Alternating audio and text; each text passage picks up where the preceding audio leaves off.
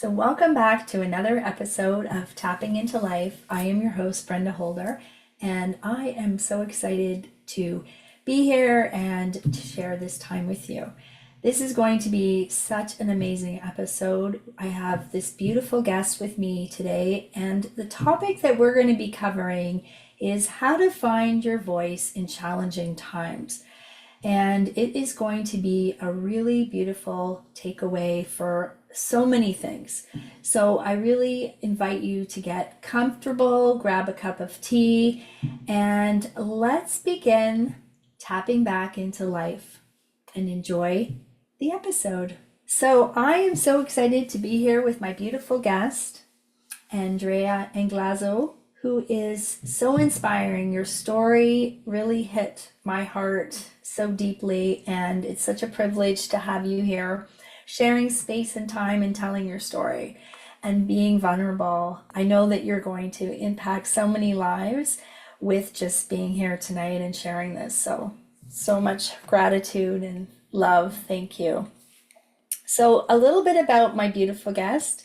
She's a seasoned registered massage therapist with over 20 years of experience in rehabilitation therapy.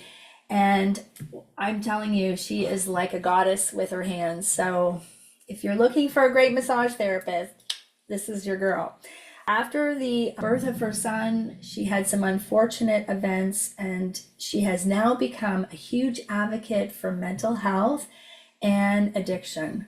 So you're going to, like I said, learn some beautiful golden nuggets here, some good takeaways.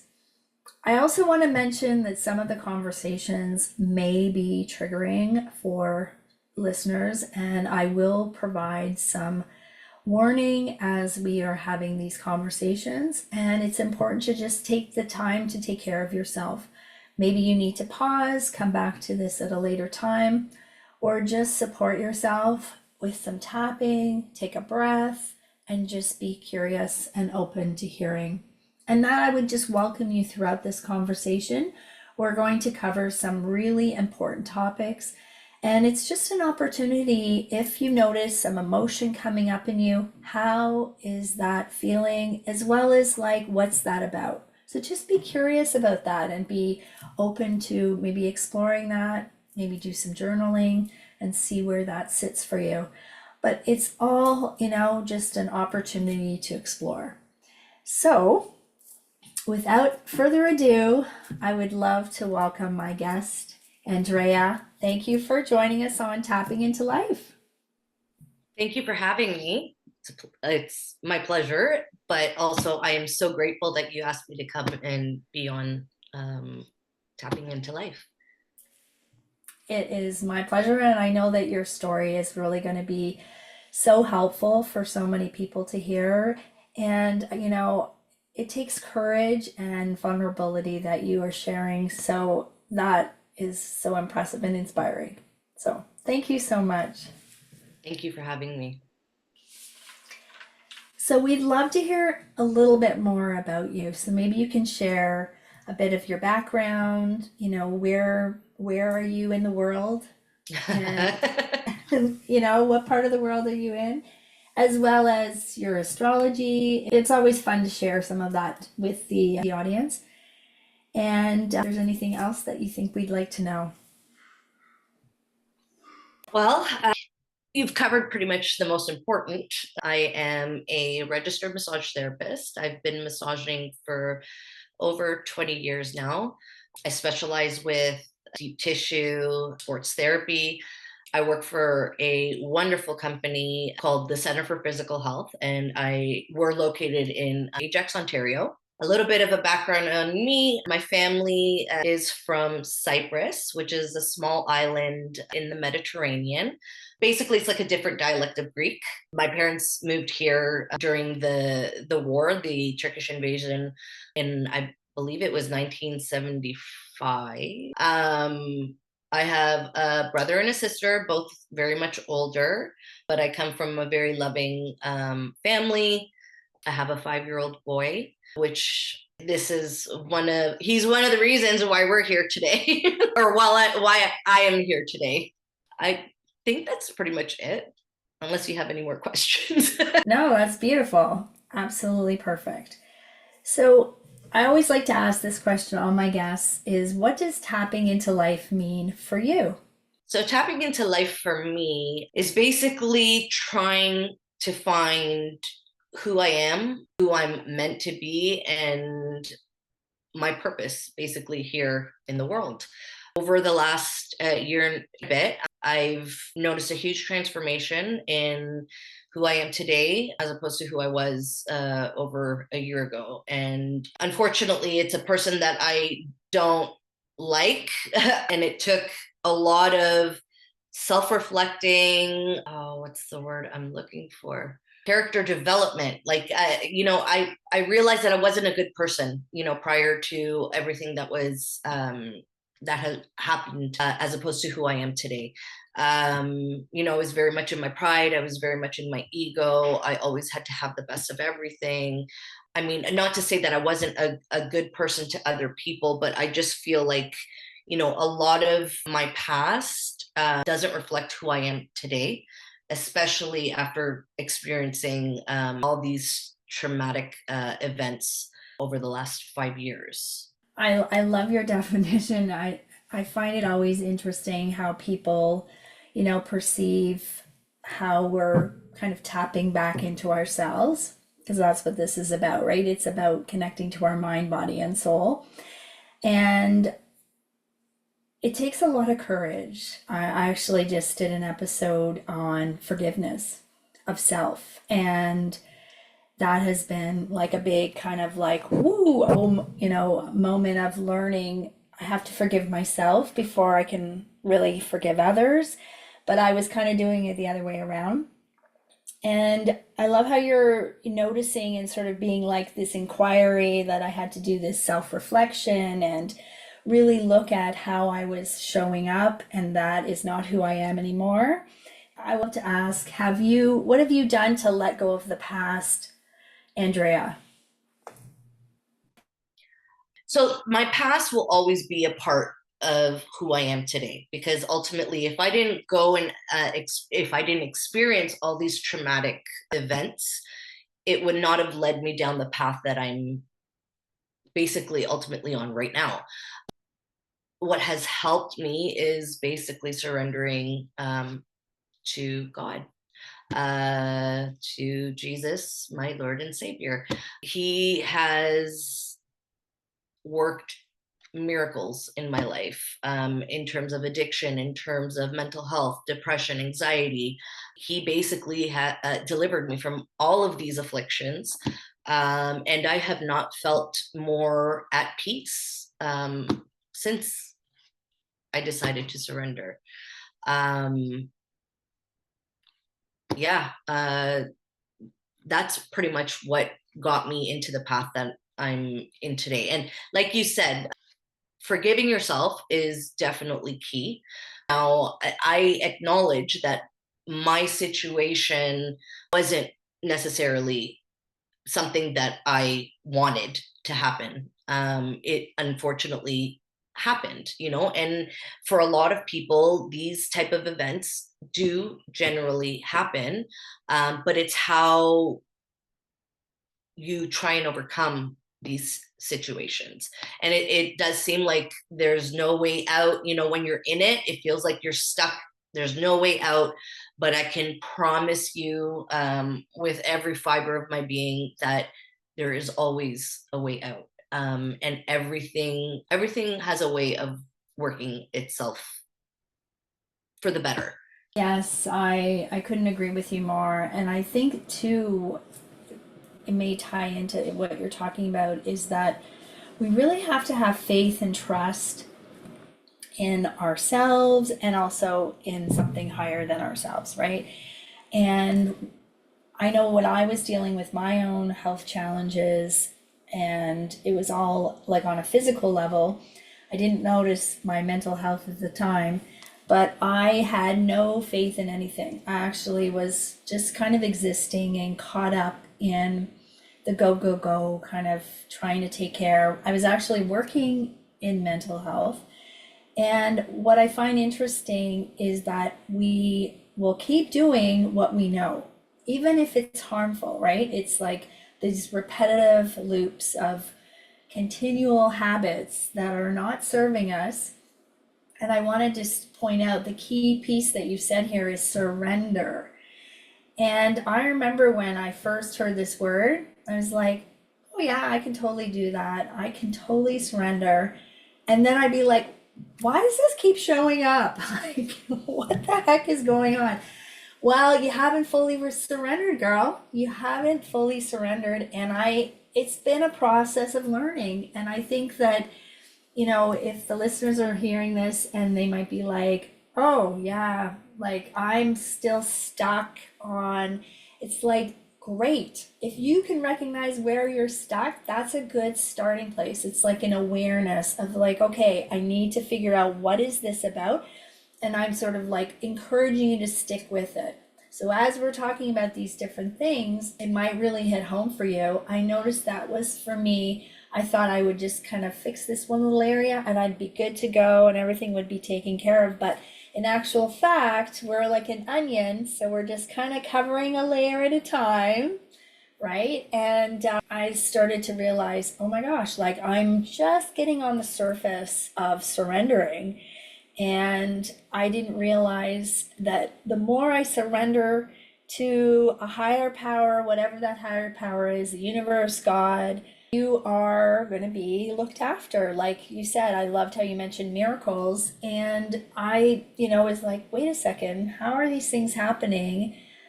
But if you start questioning and, sort of second guessing stuff, then it's like, well, you're not trusting. I loved what you said. So I think we have to just lean in and surrender and know that we're being fully supported. So beautiful.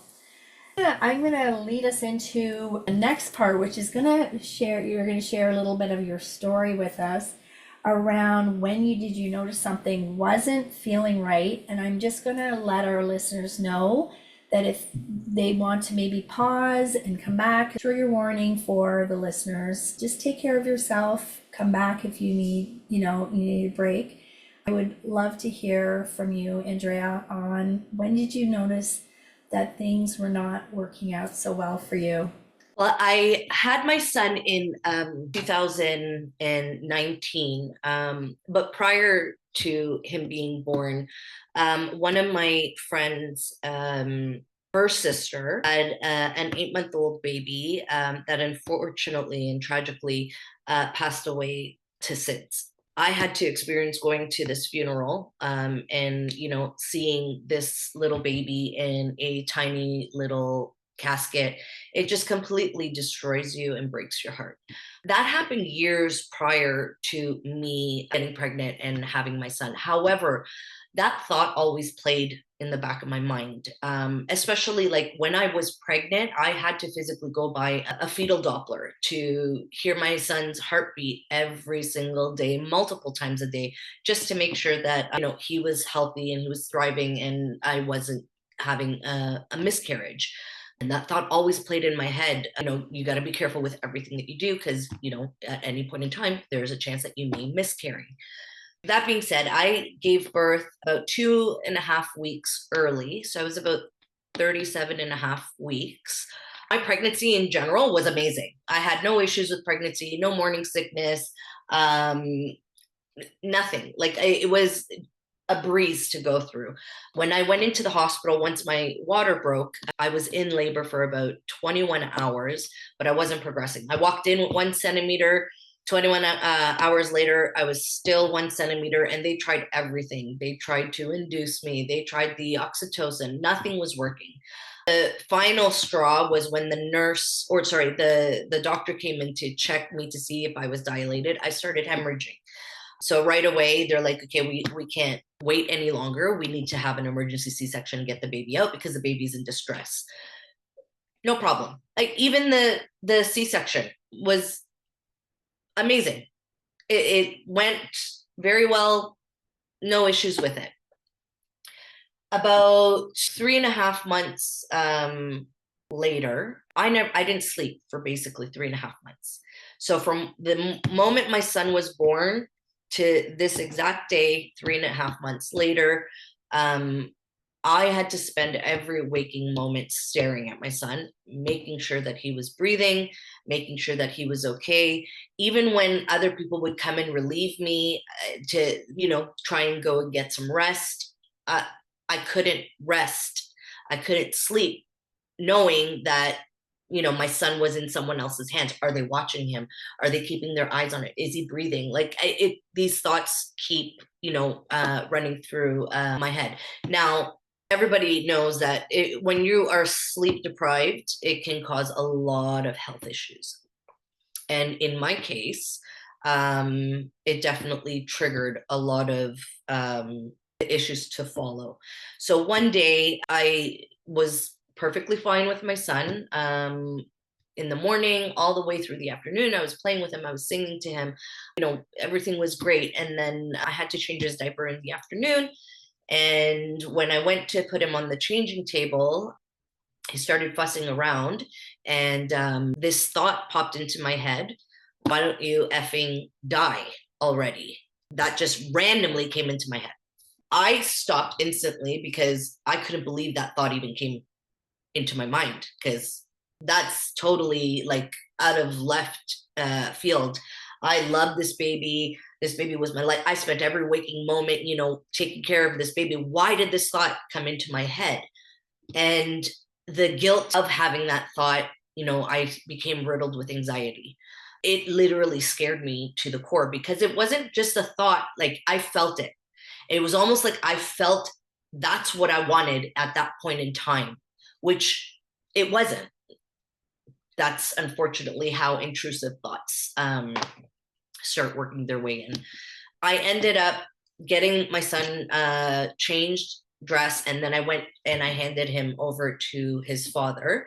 And I told him, like, I need to take a step out, get some fresh air, because I'm feeling a little bit overwhelmed. So I did that. I obviously didn't want him to know anything was wrong, for fear of obviously him thinking that I'm crazy and that I'm going to hurt my son and basically take my son and run, which I think is a very typical common thought for anyone who is experiencing what I experienced. So I took a step out. I, started Googling, like, what does this thought mean? And, I realized that it was basically a typical sign of postpartum depression. I went back inside and I had told he's now my ex, but we're best friends. He's an amazing father, amazing man. I told him that I had to step out and go maybe spend some time with my brother, just because I was feeling overwhelmed. You can cut me off at any point in time if you have any questions. Yeah, I was just gonna ask you if we can maybe go back to the first part you were sharing, Andrea, around when you had to go to the funeral of your friend's, baby, and having to experience that. You mentioned that it was many years later that you then became pregnant and had your son. How much do you think that impacted you with your son? Well, it always played in the back of my mind. But at that time when it had happened to my friend, I wasn't ready to have children. At that time, I didn't want children. So in my head at that time, it was an unfortunate experience that I had to watch my friend deal with. It didn't really play too much until I got pregnant. So once I got pregnant and was put in that same, what's the word I'm looking for, atmosphere, situation, that's when it started to play heavily. And that's why I was saying I didn't sleep. I didn't sleep for 3.5 months because I was terrified he was going to have SIDS. And unfortunately, it's more common to happen to boys rather than girls. And it usually happens, I think they say, up until a year from when they were born. Hence why my friend lost her baby at 8 months. And the story is actually quite tragic. She was cooking dinner. She had put her son to nap. Everything was fine. She went out. Maybe 20 minutes had passed. She went back in to check up on him, and that was it. in that 20 minutes of her checking up on him, he was fine, going, boiling some pasta and then going back to check up on him, he had passed. So that's the fear of me not taking my eyes off of my son, right? And having that fear that anybody that was around him wasn't watching him the way I was watching him, because I was basically trying to protect him from having this unfortunate, from possibly having this unfortunate situation happen. However, this is something that you can't control. It's out of your control, right? So it's not like there was anything that she could have done that would have prevented this. Unfortunately, it's like the brain shuts off, and it shuts off the baby's ability to breathe, and that's pretty much it. So it's not something that, can be avoided. If it's going to happen, it's going to happen. I just felt that by me watching my son 24/7, it wasn't going to happen. I do want to touch on one situation that happened with my son, and he was about a month. I think this is what ultimately caused me to eventually spiral. He was probably about a month and a half at the time, and me and my ex and I, we were watching TV, and he was lying right beside me on the couch on a blanket, and he opened his eyes and he was gasping for air. Like you can tell that his mouth was opening, but he wasn't getting air in. So I went into panic mode, and I picked him up. I started to try and rub his back to stimulate him to breathe. Nothing. He still wasn't catching his breath. I started giving him mouth to mouth until he eventually caught his breath. And from that moment, I was like, we're going to sick kids. We're not taking any chances. Like, what if we go to sleep tonight and this happens in the middle of the night? And because I didn't give him mouth to mouth, something happens. So I think realistically, it's that in combination with my friend that just literally caused me to spiral downhill. Well, I can totally understand how that can happen. I mean, to anybody. And I think that this is a really important piece of information that you're sharing. There's a really great example that somebody had shared where if you look at a parking lot, and when you pull into, let's say, Yorkdale, for example, and that's in Toronto, Canada, it's usually very packed. And I mean, you're kind of like, am I going to find a parking spot? And that can happen to our brain if we look at overwhelm, anxiety. Our brain becomes maxed out. We have reached our capacity. And we don't really know, and I think, we're now just really starting to talk about these types of traumas, like little t traumas and big T traumas. I would definitely say this is falling into a big T. We don't realize how they impact us, right? Like, so we bed all of this into our body, and then something happens. That's why, we want to give warning to people, is that these situations are like all of a sudden we're now feeling like we're reliving it. And it sounds like, it's very understandable that you would be always on the clock wanting to make sure that your son is safe. And I think that this is where we have to start to talk about when we are experiencing these situations. We may not make the connection that this is a traumatized situation, like we've been traumatized.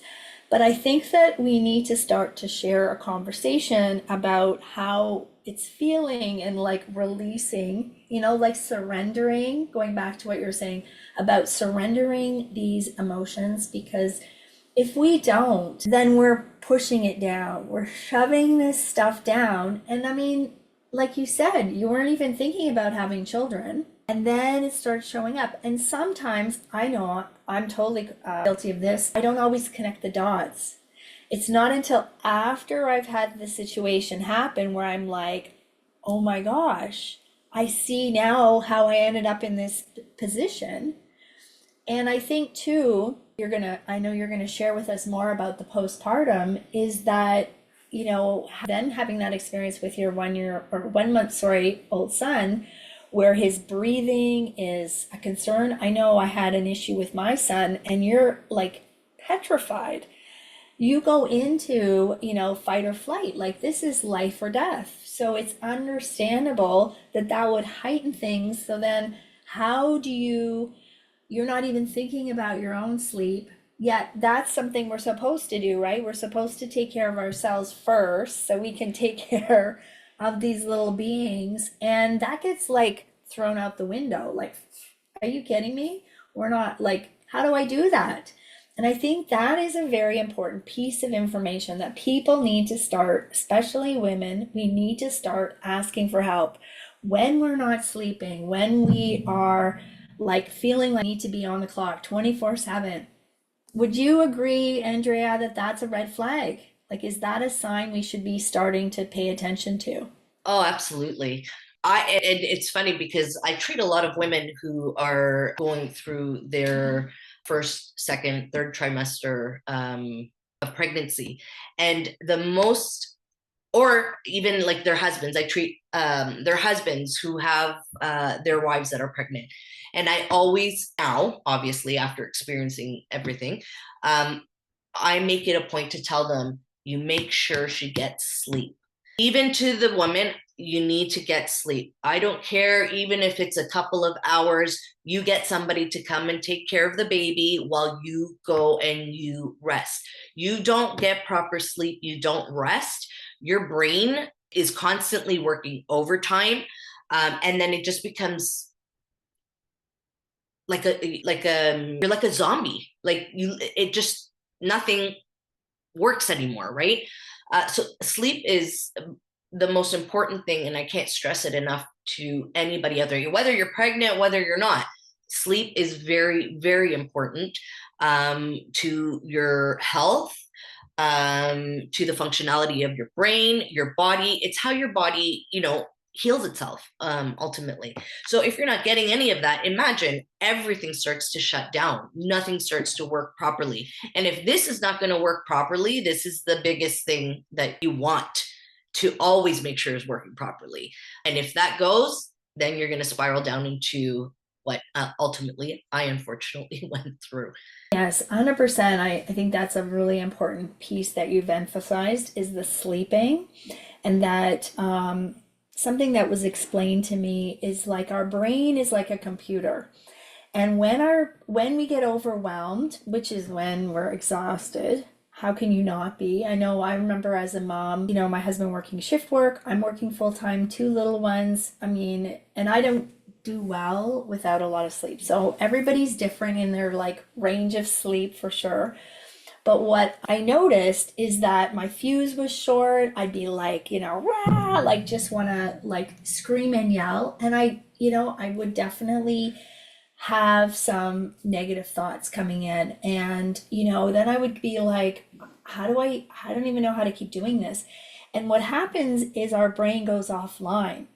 So we can't even go into a place of like, reason. Like we can't even be reasonable. And if someone says something to us, then we are like thrown off into a whole other level of craziness. I would go unconscious. So I would eventually, instead of fight or flight, I would do that, and then I would go into faint, and I would completely pass out, and they would call 911, and I would be taken to the hospital. But I think the point here is that we need to make sure that we're getting sleep, and if we're not getting sleep, we need to be making sure that we're asking for help. We need to take the capes, being super women here, super parents, and start to really acknowledge, like, I need help, and it's okay to ask for help because that's going to benefit everybody. But I think that's a really important part that you've shared, and that you continue to share in your practice, because I think people need to sometimes hear information more than a few times before it registers, because we think, oh no, I've got it all together. And then until I don't, right? And it's like the body is amazing because everything can be working, as you know, right? As a massage therapist, everything's working beautifully. And then it's like all of a sudden I wake up, I'm like, how did this happen? my back is gone out, or, my knees or whatever, because your body says, time out, I'm done. You're not listening. I'm going to shut you down so that you will rest. So, yeah, I would love for you to share a little bit. I know this is going to be so valuable around how was it for you finding support? I know we're in Canada, and, obviously in different parts of Canada, we're in the Toronto area, people have access to hospitals, but maybe if you wouldn't mind sharing, Andrea, some of your experience of how that was for you. So, first day that I had that initial thought, I was riddled with anxiety. And my scapegoat, my safe haven has always been my brother. Growing up, my brother was so overprotective. I wasn't allowed to do anything without my brother. My brother's okay. So I feel like and don't get me wrong, my father, I'm a daddy's girl, right? So me and my dad's, our relationship, it was to the point where, like, if whatever I wanted, I could get off my dad. And he got smart, and he basically assigned the role to my brother to basically take care of me. And, if it's okay with your brother, then it's okay with me. And obviously, my brother was just a very overprotective. No, no, you're not going to go out with your friends. You're not going to go do this. You're not going to do that. And, I hated him growing up because he was so overprotective. But ultimately, like, I love my brother, because if it wasn't for him, like, I wouldn't have these morals, these values that have been instilled in me from obviously a younger age. So I went straight to my brother, and I always, again, felt like he was my safe haven. If there was anything ever wrong, I could always go to my brother, and he would always help me fix it. So I had told my friend at the time that I had to step out, and I was going to go and, just get out, go see some people, because I was stuck in the same house within the same four walls for 3.5 months, right? That can drive anybody crazy.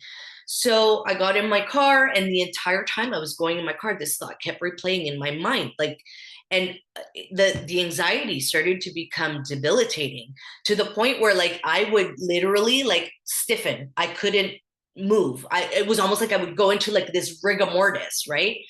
I'd gone to my brother, and I sat him and his wife down, and I had broken down, and I basically told them what had happened and the thought that popped in my mind. And I mean, they started laughing, because, they're thinking, oh, she's just, poor thing. She's tired. She's exhausted. She just needs to rest. Everybody has thoughts about, if out of frustration that they want to, kill their kids or whatever. And they had said this to me. They're like, oh, it's nothing. You just need to rest. And I said to them, no, I don't think you understand. It wasn't just a thought out of frustration. I wasn't frustrated. Like, he was amazing the entire morning. And then I went to go change his diaper, and he literally just started fussing around a little bit. And this thought popped in my head.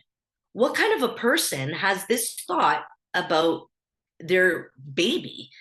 I said, that's not normal. This is not something that is normal. Oh, don't worry. You're probably experiencing baby blues. And I was like, I don't think so. Like, it's not like I feel like I'm depressed. I just can't get this thought out of my mind. And I feel guilty for having it. Don't feel guilty. Everybody has these thoughts. And, the more you hear that, the more you feel like, okay, maybe they're right. Maybe I do need to, get some sleep. So I went home. I felt a little bit better, because, I felt like, okay, you know what? They said this is normal. They made me feel like I wasn't going crazy. Everything was as it should. The following day, I woke up, and that thought just kept replaying in my head. And every time I would think it, my body would, the heightened feeling of anxiety, it started to become debilitating. And anxiety, heart palpitations, feeling like you can't breathe. Your body basically goes into this, like, fight or flight. I would literally, again, stiffen up. You feel like you're gonna die with an anxiety attack, and you think that it's done, like, you're gonna die.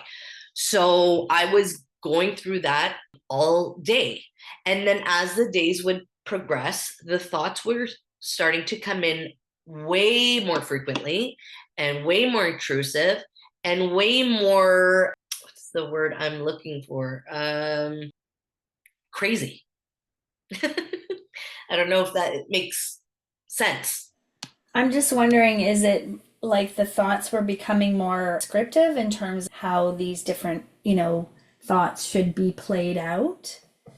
Were they coming to more of that kind of Oh, like, like the brain is kind of an interesting thing, right? Like when we are functioning from our frontal lobe, right? It's like it's this like logical thinking, but then when we have these intrusive thoughts, they can be actually very confusing because you're like, how none of this is logical. Like, and then it just seems to get even more intense. Was that kind of how? oh yeah. So I would literally wake up and the first thought would be like, how am I going to hurt him today? Am I going to drown him in the bathtub? Am I going to go for a walk and push a stroller in front of a moving car? Am I going to pick him up and just launch him down the stairs? And this is how they were coming in. You would try to stop the thoughts. You would try and shift your focus onto something else, and then it would come right back to having these psychotic thoughts, right? And like literally, there's nothing you can do. There's absolutely nothing you can do. When they're coming in, there's nothing you can do. To me, I kept telling everybody these thoughts are consuming me, and like I need help. I need to go to the hospital. This is not normal. Like I understand, there's baby blues. I know people get depressed for like 2-3 weeks, after they have the baby. I said it's been almost 4 months now, and I'm now having these thoughts. And it's like I'm having a battle with my brain and my heart, and my brain is winning right now because right now it's literally making me feel like I don't want my son, and I just want him to disappear, and I want to do everything in my power to make him disappear, whether that be harming him, or yeah, like ultimately just getting rid of him. I know in my heart that's not what I wanted, but your brain is so powerful, it makes you think otherwise, right? Sorry, Yeah, no, I was just gonna say that 100%. And and you've said this before, that when you're in this, it's really hard to be like, oh yeah, I'm just gonna snap out of this and start thinking in a different way. It doesn't work like that. And that's, I think, an important point that you've mentioned. But I think too is that you were really advocating here for people to say, like to tell people, listen, I'm really struggling. These thoughts are not normal. I don't feel comfortable with these thoughts and I need help. And that takes a lot of courage. And I just want to really point that out because I think that oftentimes when we have these thoughts that are maybe if we were to say them out loud, people would be like, oh my gosh, like what's wrong with you? But I think too, and you were saying this at the beginning, and by no means this isn't any reflection on anybody not caring or not taking you seriously, but I think this is a common thing that happens when we talk about our mental health, right? And I remember talking to somebody about mental health, and they were like, my own mental health, right? And they were like, no, like you're fine. You're fine. I'm like, no, no, I'm not. No, I'm not. And it's like, what do I have to do for you to know that I'm not fine? And if I have, an issue, like I have a stomach ache or, I've cut my arm, well, there's no question we're gonna figure out, right, what to do. But when it's my mental health, it's like you can't see it, so that means it's not real.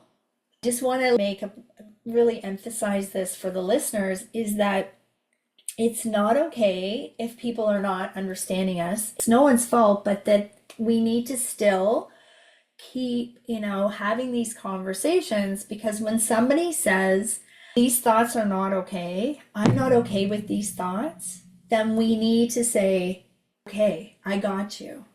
And I get sometimes we just don't know any other, like we just try to be okay with it, right? Like we don't want to see somebody not be okay with anything, but I think we have to start to become more comfortable with these conversations.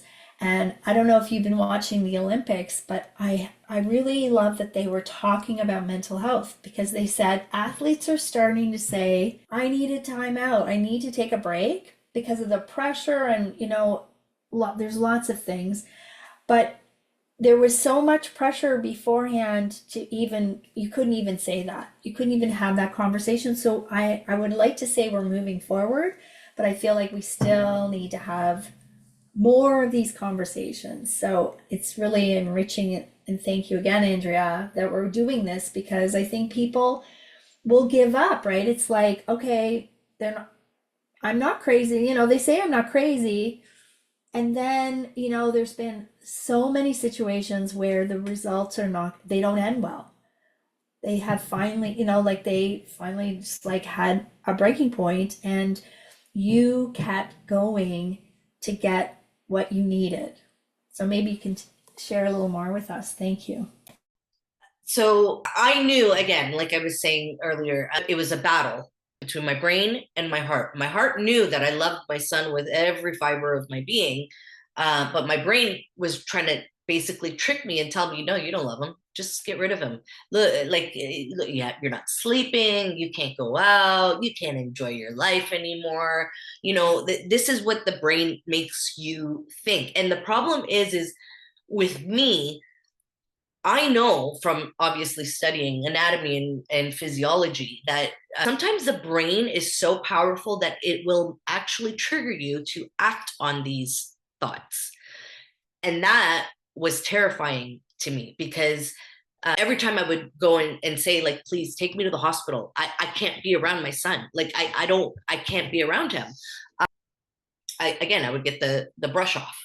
Until one day, I had taken my son for a walk in a stroller, and it was fine. The first like 10 minutes of the walk, everything was fine. And then we came around the block, and every car that would pass by would be like, push him in front of the car, push him in front of the car, push a stroller in front of the car, push a stroller. And then my anxiety would start to kick in, and I would start having full-blown panic attacks. And then I would just start rushing to try and get him home to where I know there was going to be somebody there that could protect him from me, because I was terrified that I was going to just let it go and, push him in front of the car. When I did that, I brought him home, and I gave him to his father. I went outside, and I was living on Roslyn, which is a very busy street. And it was daylight, and I remember pacing back and forth, like just riddled with anxiety, back and forth, up and down my driveway. And then I said, I'm done. I can't do this anymore. I picked up the phone and I called my brother, and I said, you have 20 minutes. I might be able to control myself or fight this off for 20 minutes. If you don't get here in 20 minutes, I'm jumping in front of a car. I can't do this anymore. I can't live like this anymore. So I don't know what you're going to do. I don't know how you're going to get here. But if you don't come here and get me to a hospital, I'm jumping in front of a car. This is the issue with postpartum depression. It's very common. It's just unspoken of. Not a lot of people talk about it. So you have these women that are dealing with, having these thoughts, but for fear of people looking at you differently, people thinking that she's going crazy, you don't say anything. You don't want people to think that you're crazy. Like, for example, for me, when the first thought that came through my mind, I didn't want to go tell my boyfriend that I just had a thought about his son dying. I wanted his son to die, right? Because I didn't want him to think I was crazy, and I didn't want him to take my kid and go. So I can't stress enough how important it is to tell people, like, what you're feeling. It's not you, it's the condition. It's not that you actually, because I know I did not feel like I wanted to harm my son, but my brain was trying to make me think that I was wanting to harm my son. So needless to say, my brother got there in 20 minutes. They physically had to sit me down because I was like high strung, ready to just take a nosedive into the first car that was coming. So we got in the car. He took me to a hospital out here in Durham, in Oshawa. I sat there with him for 8 hours in the waiting room. The waiting room was full, but literally every single person and their mother that was coming in with a runny nose or a little cough or a sniffle was being seen before me. And I had explained to the triage nurse, this is what I'm feeling. I still didn't recognize that it was postpartum, but I thought that I was, there's something wrong with me. I'm going crazy. So they just told me to have a seat, and literally 8 hours went by. The entire emergency room was cleared out. It was just me and my brother, and I was still not seen. So out of frustration, it was like 4 o'clock in the morning. I went up to the triage nurse and I said, "What's taking so long?" I said, every person that has walked in through those emergency doors, like nothing serious, you're seeing them before me. And I'm sitting here and nobody has even come to talk to me. Nobody has come to check up on me. What is taking so long? And they looked at me and they're like, "Oh, you're probably not going to see someone for another 8 hours." I said, "So you expect me to sit in this waiting room for almost a day before I can be seen by somebody?" I said, "You know what? Just take me off your books. I'm going home. I'm going to go home and I'm going to try and sleep." And I said to my brother, "Just take me home." He's like, "Are you sure?" I said, "Listen, I'm going to lock my door in the bedroom. I'm going to make sure that, because at the time it was either my boyfriend was watching my son or sleeping with my son, or my mom, because my parents were living with me in my basement at the time. She would come up and watch my son in the night, obviously, because I didn't feel comfortable." So I said, "I'm going to make sure they have the door locked. I'm going to make sure I have my door locked. So regardless of what's going to happen, someone's going to hear something. And if I was to act on anything, it would be stopped." So I went home, and again, the thoughts, all I wanted to do was sleep. That was the only time that I was able to get any peace of mind, because obviously you're asleep. You're not having these thoughts racing through your mind 24/7.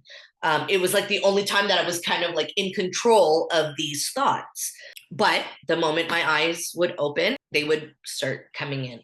Again, sorry, I don't know if you wanted to say something. No, I just wanted to emphasize that you had some amazing family support where you had, your brother and your parents and your son's father, and that is quite a community of support.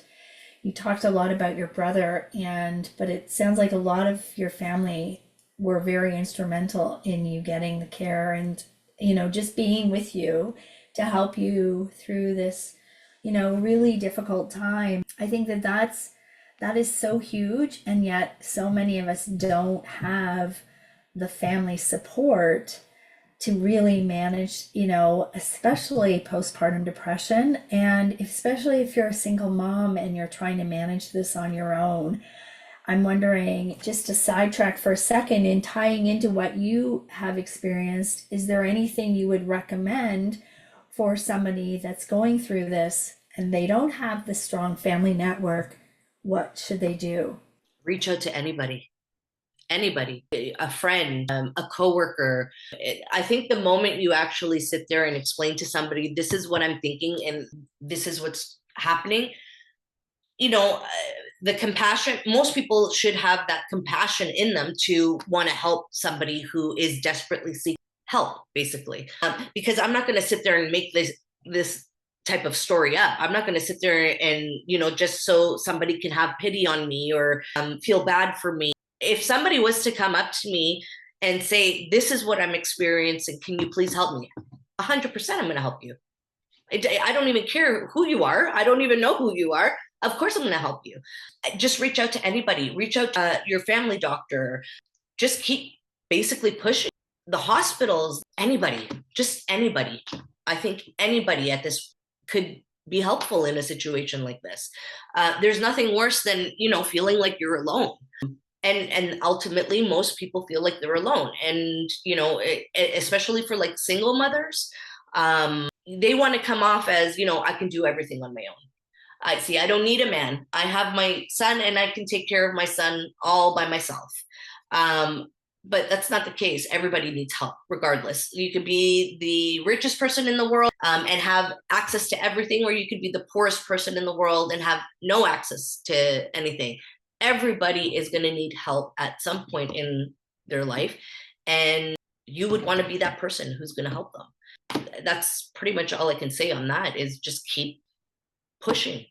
Friends on Facebook, make a post on Facebook, message somebody on Instagram. There's got to be somebody that's going to listen to what you're going through and put the effort in to help you. I mean, I know the world is a cruel place, but I'd like to say that there is some faith in humanity, in terms of, when you see somebody in distress, I think it's natural to want to help somebody. So just reach out to anybody. Yeah, I think that's really important to think about that is it doesn't have to be, somebody like, oh, a close family member. Maybe you don't have any family close by. Maybe you don't want your family to know because they aren't going to be supportive.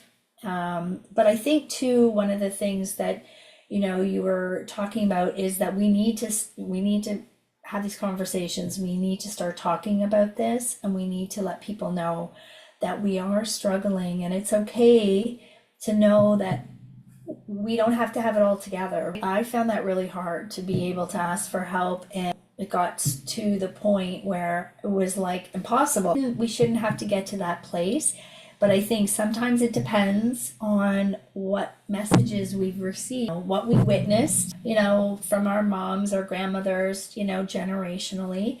And, is it you're supposed to be tough and do it all, or is it like a form of weakness when we can't do it all? So it sometimes it can get very conflicting, but I think too is listening in between the words because sometimes people can't say those simple words of I need help, but reading between the lines. And again, sometimes we're so caught up in our own little worlds and we're so distracted by other things that we are missing that, I don't want to get involved. But at the same time, sometimes that's exactly what needs to happen. Somebody needs our help, whether we, set them up for the right support. But I think too, Andrea, you had to go through a few hoops before finally somebody heard your story. Yeah, definitely. Me growing up, I've always been that person that did everything on their own. Like I bought my first house when I was 21. I had whatever car I wanted. I always had money in the bank. I didn't need anybody's help. I didn't need anyone to help me in any sort of way. So for my family to know this is the type of person that I am, to see me in this weakened state, it was slowly killing them too. Like it wasn't just me that was going through this. They were going through it too because they were trying to get me help, but nothing was working, right? So I still kept pushing my brother, like, can you take me to another hospital? Take me to Markham Stouffville. They have a really, apparently, a well-renowned mental health department there. So can we go there? I can't keep living like this is not going to get better on its own. So, and the last thing for me is I didn't want to get to a point where I was stuck like this. Do you know what I mean? That's the fear that comes in. I'm going to be stuck like this. If I don't get this fixed right now, it's just going to get to the point where it's never going to get better. So we had gone to Markham Stouffville. I had spoken to one of the mental health nurses there, and she was very sweet, very compassionate. She took me into a room with my brother because obviously I didn't want to be alone. And we were waiting for the emergency doctor to come in. So the emergency doctor came in. He was probably around his mid-30s, and he looks at my file and he says to me, "You're suffering from anxiety. You're not going to die from it. Move on." He handed me a script and walked out of the room.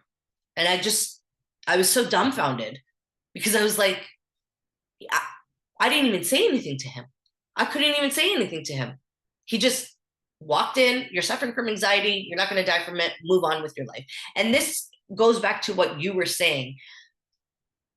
When somebody is going through this, is there a certain look that you know what, this person looks disheveled, okay, I believe that there's something wrong with them. But no, this person looks, well put together, hair is done, very well dressed. No, no, no. It's, you know what, you're suffering from anxiety. You're not going to die. Move on with your life. To me, I did not understand like how I was just getting brushed off basically. And the worst part about it is he walked out of the room and he handed me this prescription, and it was for an antipsychotic. And I was like, you gave me a prescription for an antipsychotic, clearly indicating that there is something wrong with me, but you're just going to let me go back to my son after I told you that I can't stop thinking about how I'm going to kill him. That, like, it made absolutely no sense to me.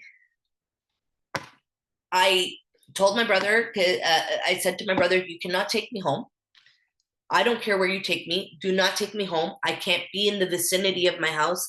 I can't be around my son, that I'm going to do something to him for fear that I'm going to do something to myself. You need to get me out of that environment. Maybe some distance from that environment will help, but I cannot go home. I don't feel safe. For my son's sake, I don't feel safe. Like, I don't feel like I should be around him in this state.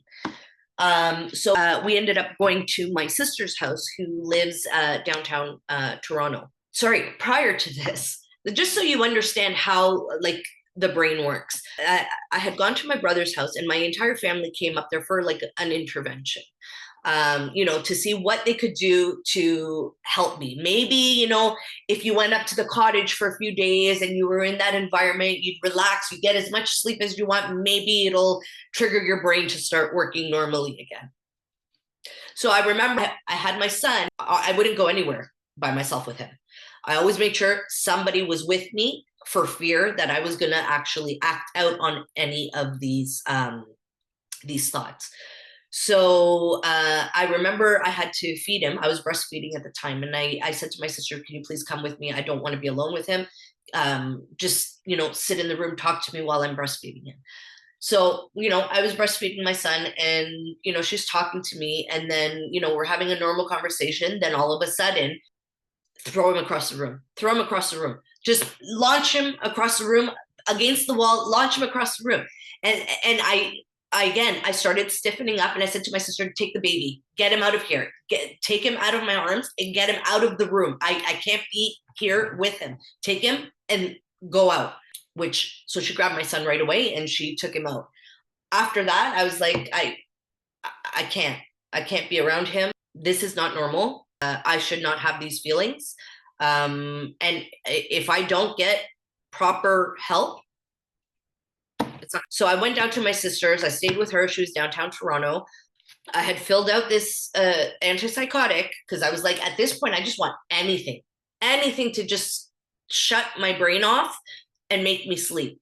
And I had read on the medication. It was called Seroquel, or quintiapine, excuse me. And it was very sedative. So I filled the prescription, and I would take it to help me sleep. My sister was working from home, but she was in the basement at the time. So wherever I was by myself completely. And I remember one morning I woke up, and all I kept thinking was, go take your pills, go take your pills, go take all your pills, take all of them. You won't feel this anymore. It's going to go away. Take your pills. You're going to end it, and you're going to die. You're not going to feel this anymore. End it. Just end it. Just end it. Go take all your pills. And I remember walking up to my pill bottle, like shaking, because my brain was telling me, take all the pills. I knew I didn't want to take all the pills, but it kept, pushing me further. So I calmed myself down, and I said, just take one, go back to sleep. When you wake up, then we'll deal with it. So I reached for the pill bottle. I took one. I went back to sleep. I woke up later on in the day, and my sister was downstairs. I went and knocked on the basement door, and I said to her, I go, if you don't get me to a hospital right now, I'm not going to survive this. I can't do it. I don't want to live anymore. It's gotten to the point where it's either you get me to a hospital, or the only other option is I'm going to die, because I'm going to end it. That's it. So, that put a fire in her ass. And she drove me she had called my boyfriend at the time, and told him what was going on. And he said, get her to Mount Sinai. He was amazing. Like, this guy was researching, like, what hospital would be the best for me to go to for postpartum depression. He was just amazing. So he was like, get her to Mount Sinai. I've been doing my research. Apparently they're really good. It's very close to your house. Take her there, and I'm going to meet you there. So we went to Mount Sinai, and I was in the waiting room, and I was surrounded by women and babies. It was the worst. I was bawling like a blubbering suck in the waiting room.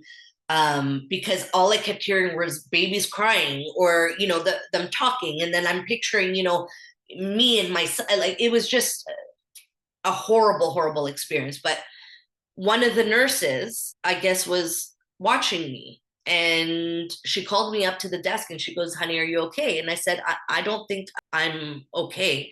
I think I have postpartum depression and I don't want to live anymore. Like, I can't do this anymore. So right away, without even a thought, they grabbed me, they took me into the back of the emergency room. They put me in a glass room with my sister. This little old man doctor, emergency doctor, came in and he saw me like all like shaking and everything, and he just grabbed my hands and he was holding my hands and he goes, "Listen, honey," he goes, "you are suffering from postpartum depression. I want you to know that everything that you're feeling, the thoughts, the anxiety, the fear, the guilt, everything is part of this condition. You've come to the right place. We're going to help you." And I remember looking him straight in his eyes and saying, "Please let me die. I don't want to live anymore. I can't go on like this."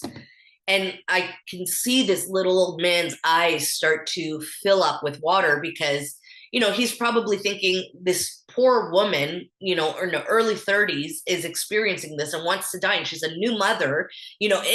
I think it pulled on his heartstrings, right? So he walked out, and I said to my sister, because they didn't give me anything to calm my anxiety, and at that time I was smoking. I said to my sister, "You have to take me outside to have a smoke. That's the only thing that's going to help calm me down for my anxiety. Please take me outside. I need to have a smoke." So she goes, "Okay, let me go ask the doctor if we can just step out for a smoke." I said, "I don't care who comes with me. Just take me outside. I need to have a smoke." So I watched my sister go up to the emergency doctor, and then I watched her burst out into tears. And I was like, in my head, I'm like, she's stealing my thunder right now. Like, why is she crying? Like, there's nothing wrong with her. Like, why is she crying? Anyways, she came back in and she said to me, she goes, "You see those two security guards outside? They were literally standing up against the glass doors." And I said, "Yeah." She goes, "Yeah, they're here for you." I said, "Okay." She goes, "You're not allowed leaving the hospital." I felt this instant relief. Like this weight had been lifted off my shoulders because it was like, I'm safe right now. There's no way I can hurt myself, right? So, I mean, as much as it sucked to know that you're, crazy, because they had to form me, right? They had to put me on a Form 1, and a Form 1 is basically you're going to be under suicide watch for 72 hours. I at least knew that for 72 hours, I would have some sort of peace, whether it be they would have to heavily drug me to get some sleep, whatever. I knew that I was not going to be able to have access to any way of hurting myself in the hospital. I did the 72 hours. They didn't give me medication while I was there for the 72 hours, but they did take every possible string that I had. Like if I was wearing a hoodie and I had a string, they took the strings off. My shoelaces, they took all my shoelaces. My phone, they took everything that could have possibly put me in any sort of danger, and they locked it up. So for 72 hours, I was basically alone in the psychiatric ward at Mount Sinai, just kind of waiting to see what was going to happen after that. Wow, I'm just gonna recommend we all take a breath here as you shared like so much information, and oh, that's a lot that you went through, Andrea. And I mean, people, if they tune in to this on YouTube, they'll see that you are like such a vibrant, beautiful person that, might even be hard to believe, not to say your story is not true, but like, you're so together, you have your life, you've transformed, right? You've come through the other side. And I think that to share this and to be so vulnerable is really something, and it's, not easy to do. And even when we, have put that in the past and we are talking about it, it can sometimes feel like we're reliving it, and you seem like you've really have conquered this. So I just wanted to really acknowledge this for you, because that is so much. And I think one of the things, depending on where people are listening, it may be different in the States, but in Canada, fortunately, if you are feeling, these intrusive thoughts where you feel self-harm is coming forward for you, then you definitely need to go to the hospital. And that's when they really step into action, has been my experience. And when we are feeling anxiety and we're feeling depressed and when we're having these other, symptoms, they're not seen as high a priority. Obviously, our life is the biggest priority, but I think sometimes we can get discouraged and not feel like we're being heard because we're not getting any kind of care, immediate care. I think that's where the challenge is with our system, our healthcare system. So I still just want to emphasize that even though you may not be, I'm really hoping you're not feeling those thoughts, that you are still really trying to seek out the right help, because if we don't, like you said, things just continue to persist and get even more challenging. And I just wanted to start to wrap things up, and if there was any pieces of advice that you would share with our listeners. I know you talked about making sure you get sleep, that you basically, talk to anybody. Like if you don't have family, find a friend, coworker. Like these are such really good pieces of advice. From this experience that you've had, I know that you've gone through so much, and I know there's more to your story. So I will definitely would like to have you back, and maybe we'll do a part 2, because I think sometimes more isn't always helpful because it can be like so much. But I know you have a lot of good value to share around the rehabilitation part of your journey, and I would love to maybe do another part 2 with you about that, because I think that ties into, now I've gotten the help, but sometimes the help doesn't always help me in the long term. And so how do I navigate that, which I think would be an amazing conversation, but I know it probably would be a longer conversation. So I think we'll maybe take that to a part 2. But if you had any final key steps that you would like to share as we close up this really powerful and very inspiring conversation. So there's definitely a lot more to my story. And it would definitely have to go into a part 2 because everything ties in with one another. But the biggest advice that I can give is keep pushing. Again, the problem is with mental health is a lot of people don't understand it because they've never experienced it. So what I mean by that, prior to me having that first intrusive thought against my son, I had gone to a birthday party, my boyfriend's cousin, and we had the baby there with us, and everything was fine. This is before any of this had happened. And I remember meeting one of his, I think it was either a cousin or a friend, I can't remember. She had, I think it was a 2-year-old at that time, but she was telling me that she had gone through postpartum depression. And me being somebody who's never suffered from depression, never suffered from anxiety, never had any of these issues before, she was telling me this story, and I was just like, that's not me. Like, I don't suffer from depression. I don't have anxiety. That would never happen to me. I'm really sorry that happened to you, but it could never happen to me because I could never be depressed. Like, look at my son. He's so beautiful. Like, why would I be depressed? The very next day, that thought popped into my head. So again, when I say, if you don't know, if you have no idea what you're talking about, or if somebody's coming to you and asking you for help and explaining a situation, but you have absolutely no idea what they're experiencing, what they're going through, just point them into the direction of where it's going to actually help them. Give them contact information, help them research, help them look for the proper care that's going to help cater to what they're going through at the time. Just don't dismiss it because you've never experienced it or you have no idea how to handle it, or you know what, she's just crazy. No, like, listen to the person, and just like I said before, do anything that you can to point them in the right direction to get the proper care. And if you are in the situation, don't give up, keep pushing. Like I said before, there's always a light at the end of the tunnel, regardless of if you feel like in that moment in time. And believe me, I felt in that moment of time, there was no chance in hell I was going to get better. I was stuck like this for the rest of my life. There was no chance. But I was persistent. I kept, like you said, advocating for myself, and I kept pushing and saying, no, you need to look further. This is not normal. Help me, help me, help me. Okay, you're not going to help me. If you don't help me, I'm going to kill myself. That was the only way, unfortunately, that ultimately got me the help that I was going to get. But in reality is, if I didn't get the help at that moment in time, I would have. That's the sad part, is I would have. But I know, where I was saying that it was a battle between my brain and my heart, I wasn't going to let my brain win, because my heart knew that I have to be here for my son, and I have to, take care of my son, and I have to survive for him.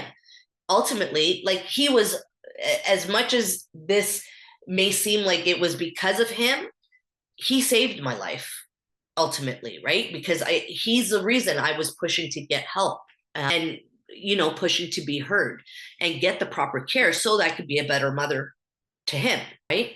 So definitely don't give up ever. Don't ever give up, because there's always a light at the end of the tunnel. There's always somebody that can help you in your situation.